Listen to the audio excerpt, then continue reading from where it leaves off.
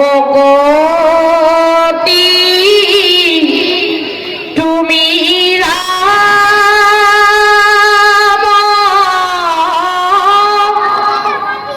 লক্ষ্মণ সুগ্ৰীব বিভীষণ হনুমন্ত আদি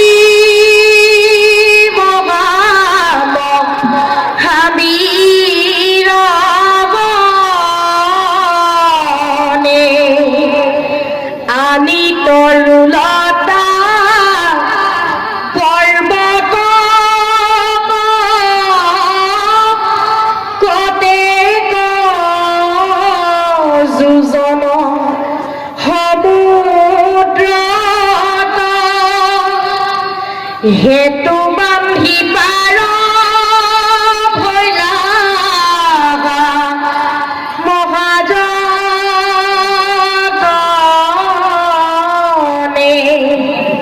হেতু বান্ধি পাৰ ভৈলা মহাজনে হে অনন্ত শক্তিধাৰা তোমাৰ যি একান্ত ভকত সেই ভকতে সাগৰত সেতু বন্ধাৰ কোনো প্ৰয়োজন নাই কিন্তু হে অনন্ত শক্তিধাৰা তোমাৰ একান্ত ভকতে সাগৰত সেতু বান্ধিহে পাৰ পাবলগীয়া হ'ল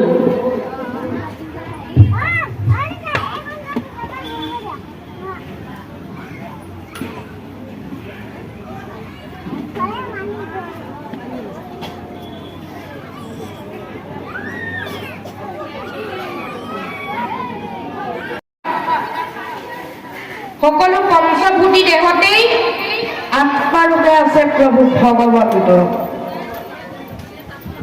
গুৰি পৰ্বতত যিমান আছে হাতীটোতো সমানেই আছে ইয়াৰ অৰ্থ বুজাবলৈ ক অক্ষৰটো যোগ কৰিছে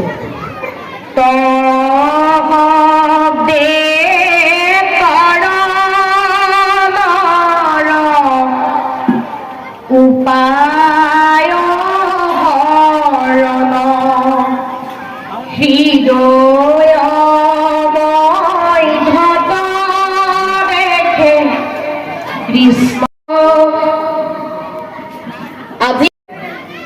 আহি আগত আসন ললে নহব ঘৰখনৰ প্ৰত্যেকজন ব্যক্তি সুসংহত সদাচাৰী আৰু সৎ চিন্তা ভাৱধাৰা গুণবিলাক থাকিব লাগিব আৰু ঘৰখনৰ প্ৰত্যেকজন ব্যক্তিকে এনেকুৱা সমাজলৈ আগুৱাই আনিব পাৰিব লাগিব যিজনে আগুৱাই আনিব পাৰিব সেইজনকে প্ৰকৃত ভকত তাকে বুলিয়া ভকত জানিবা নিশ্চয় নিজে তৰি কুলকো উদ্ধাৰ কৰে ভকতে নিজেও উদ্ধাৰ হয় আৰু তেওঁৰ লগতে আৰু কেইজনমানক উদ্ধাৰ কৰি লৈ যায় সেইজনহে কিন্তু প্ৰকৃত ভকত সেইজনক ভকত বুলি ভাগৱত শাস্ত্ৰই অভিহিত কৰিছে এতিয়া ভকতৰ বৈশিষ্ট্য কাছৰ বৈশিষ্ট্যৰ লগত তুলনা কৰিছে কাছৰ বৈশিষ্ট্য কি বালিত কণী পাৰে পানীত উমনি দিয়ে বালিত কণী পাৰি পানীত উমনি দি ভাৱৰ দ্বাৰা পানীতেই কণী ফুটাই দিয়ে আৰু সেই কাছজনীয়ে মুক্ত মনেৰে দৈৱকী নন্দন প্ৰভু ভগৱন্তক ভাবি থাকে হে প্ৰভু ময়ো তোমাৰ 24 অৱতাৰৰ ভিতৰত এক মুখ্য অৱতাৰ সেইফালৰ পৰা পোৱালি জন্মিলে মোৰ বুকুত উমলোৱাৰ সুবিধাকণ যাতে তুমি প্ৰদান কৰিবা প্ৰভু এই বুলি কাছজনীয়ে মুক্ত মনেৰে প্ৰভু ভগৱন্তক ভজনা কৰি থাকে ঠিক তেনেদৰে একান্ত ভকতেও প্ৰভু ভগৱন্তক কয় বোলে প্ৰভু তোমাৰ নাম লোৱাৰ সুযোগকণ বহু জন্মৰ মূৰত আজি পাইছো আজি যাতে তুমি মোক বিষয়াৰ কামত বন্দী কৰি নথবা প্ৰভু যদিহে এই বুলি আবেদনখনি আপুনি দি থয় ঈশ্বৰৰ চৰণত তেতিয়া তেওঁ কেতিয়াও নাকচ নকৰে যদিহে নিমন্ত্ৰণ পোৱাৰ দিনাখনি ভাবে কেলেইনো মাতিলে কাম বনৰ দিন, নগলেও পাব বেয়া, গলেও কাম ক্ষতি, এই বুলি ভাবি থাকে যদি, তেতিয়া কিন্তু বহু ভগৱানে আপোনাৰ দৰখাস্তখনি মঞ্জুৰ নকৰিব। আমি নিমন্ত্ৰণ পোৱাৰ দিনাখনি কৃষ্ণৰ চৰণত আবেদনখনি দিব লাগিব, তেতিয়াহে কামত দিব। এতিয়া একান্ত ভকতৰ লক্ষণনো কি?